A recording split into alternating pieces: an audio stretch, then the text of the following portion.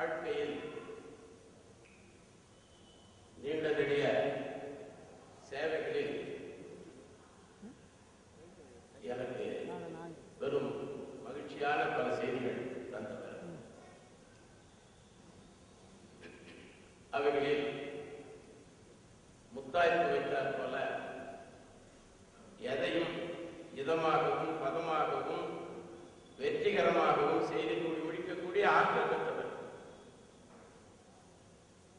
எப்பொழுதும் சிரித்த மக்களோடு இருந்து கொண்டு செய்கின்ற பணியை செவ்வனே செய்து முடிக்கக்கூடிய உள்ள உறுதி படைத்தவர். இன்முகம் எப்பொழுதும் உண்டு. அவருடைய வாழ்நாளில் பல செய்திகளை செய்தவர். எங்கள் ஊர்க்காரர், எங்கள் பகுதிக்காரர், என் குடும்பத்து உறவுடையவர். நான் எதை சொல்வது என்று தடுமாறுகின்றேன். அண்ணன் என்று அவர் புன்னகையோடு கைகூப்பி வருகிற பொழுதே பணிவும் துணிவான சில செயல்களையும் செய்வதற்கு துணையாக இருந்தவர். இந்த பகுதி மக்களுக்கு பெரும் இழப்பு அவர் இல்லாத. அதை நான் பல நிகழ்ச்சிகள் சொல்ல முடியும். இருந்தாலும் பல பேர் இங்கே அவருக்காக பேசியிருக்கிறீர்கள். தம்பி திருநாவு அவர்கள் பல செயல்களை செய்தாலும் ஒன்றை அவர் தனித்தமிழ் இயக்கத்திலே ஒரு தூண் போல இருந்து கொண்டு செயல்கள் செய்தவர். களப்பணி ஆற்றியவர். வெறுமனே நடித்து செல்லுகின்ற ஒரு பாங்கு இல்லை. உண்மையான தனித்தமிழ் தொண்டு ஆற்றிய அவருடைய உடனிருந்தவர்கள் எல்லாம் நான் எப்படி ஆறுதல் கூறுவது தெரியவில்லை.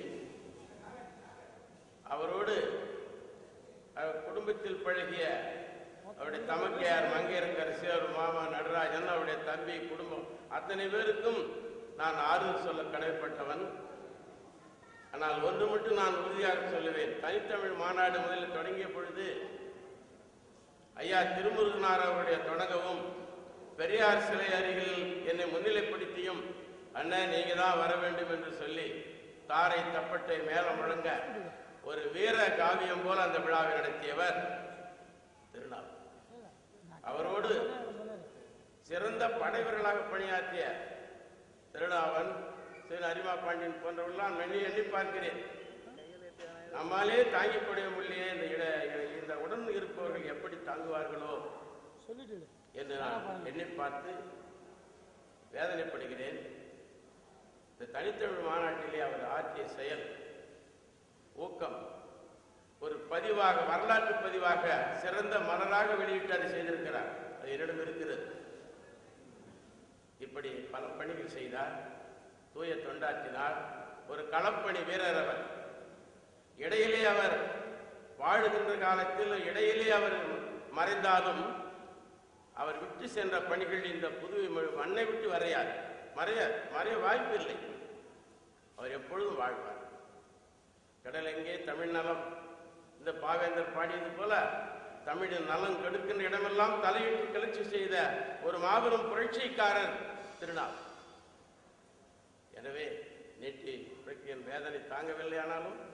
ஆனால் ஒன்றை மட்டும் நான் சொல்லுகிறேன். பாரதி என்ன சொன்னான்? 39 ஆண்டுகள் வாழ்ந்தான். ஆனால் இனி எந்த காலத்தில் வாழ்கின்ற அளவுக்கு அவன் சாதனை சரித்திரம் படைத்து விட்டு போனான். பல ஆயிரக்கணக்கான பாடல்களை பாடினாலும் அவன் ஒன்றை இந்த மண்ணிலே பதிவு செய்து விட்டிருக்கிறான். அந்த பாடலை நினைவுபடுத்தி நான் எழுத சாருகின்றேன். தேடி சோர்நிற தின்று பல சின்னஞ்சிறுகதைகள் பேசி மனம் வாடி துன்பமிக உழன்று பிற வாட பல செயல் செய்து நரை கூடி கிழப்புருவம் எய்தி கொடும் கூற்று கிரையனப்பின் மாயும் பல வேடிக்கை மனிதரைப் போலே நான் வீழ நினைத்தாயோ என்று பாரதி கேட்டான். வீழாமல் வாழ்ந்து கொண்டிருக்கிறான். என் தம்பி திருநாவு என்றும் வாழ்வார் என்று நிஜார சாத்தி அடைய வேண்டிய இடம் அமைகிறேன். நன்றி, வணக்கம். இந்த விழாவிற்கு வந்திருக்கும் எல்லோருக்கும் என்னோட முதற்க வணக்கம். திருநாவுக்கரசின் இழப்பு உங்களோட எனக்கு பர்சனலாக அதிகமான இழப்பு.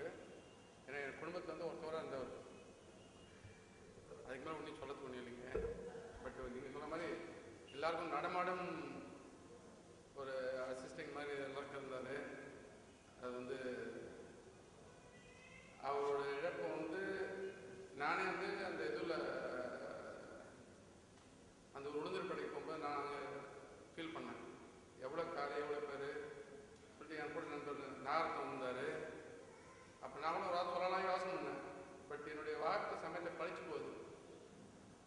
நான் நினச்சேன் என்னன்னா, நம்மளுக்கு இது மாதிரி இருந்தால் யாரும் வருவாங்களோ இவ்வளோ பேர் நினச்சி நான் அங்கே அவ்வளோ பேர் அங்கே வந்தது காரணம் வந்து அவர்கிட்ட உள்ள ஒரு ஈடுபாடை வச்சு தான் வந்தாங்க எல்லாருமே. உண்மையில அது பெருமைப்படக்கூடிய இதுதான். அவருடைய இழப்பு வந்து ஆஸ் அ பர்சனல் ஃப்ரெண்டு நம்மளே எப்போதுமே காம்பன்சேட் பண்ண முடியாது. என்னுடைய ஃபேமிலியில் வந்து 3 திருமணங்கள் நடந்தது. 3 திருமணம் வந்து அவர் தான் கிட்டத்தட்ட செஞ்சு கொடுத்தவர். நான் லேட்டாக போயிருக்கேன் கல்யாண மண்டபத்துக்கு. நான் லேட்டாக போய் எனக்கு முன்னாடி அவர் இருப்பார். அவருடைய பிள்ளைங்களாம் இருப்பாங்க, சுந்தர் வந்து இருப்பார், அவங்க ஃபேமிலியாக வந்துருவாங்க. அந்த அளவுக்கு ஒரு பர்சனல் அட்டாச்மெண்ட் உள்ளவர். இன்னும் அதிகமாக நான் இருக்கிற வீடே அவர் எனக்கு கொடுத்தது தான். இப்போ ஜவஹர்லால் அவர் வீடு கிட்ட இருக்குன்னா அவர் எனக்கு கொடுத்து வாங்க தான் வழியை. அப்புறம் வந்து எல்லாமே எனக்கு இருந்தவர். அவர் இறந்து போனது வந்து எங்கள் குடும்பத்துக்கே பெரிய இழப்பு.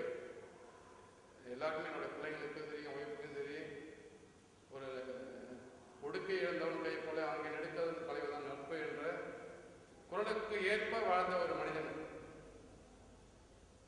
ஒரு சராசரி மனிதனாக வாழ்ந்து இவ்வளோ பேரை வந்து அவருடைய நடவடிக்கை ஈர்க்கப்பட்டது என்றால் அது பெருமைக்குரிய விஷயம். கும்பல் கொடுத்து பெரிய விஷயம் கிடையாது.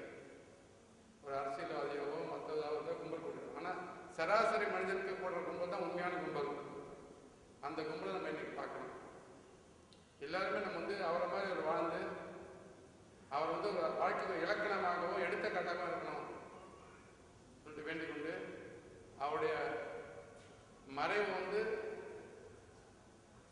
ஏற்கக்கூடியது கிடையாது. இன்றைக்கு நம்ம கூட தான் இருக்கிறார் என்ற எண்ணத்தோடு நாம் எல்லாரும் அவருடைய செயலை வாழ்க்கையை ஒரு பாடமாக எடுத்துக்கொண்டு மற்றவருக்கு உதவ வேண்டும் என்ற எண்ணத்தோடு வாழ வேண்டும் என்று எல்லாரும் வேண்டி என்னுடைய உரையை முடித்துக் கொள்கிறேன். சு. வேல்முருகன் ஐயா அவர்.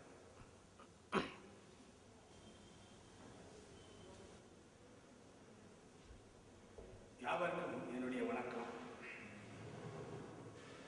திருநாவுக்கரசு நான் அறிந்தது சேது ஹரிகிருஷ்ணன் என்ற நண்பர் மூலமாக.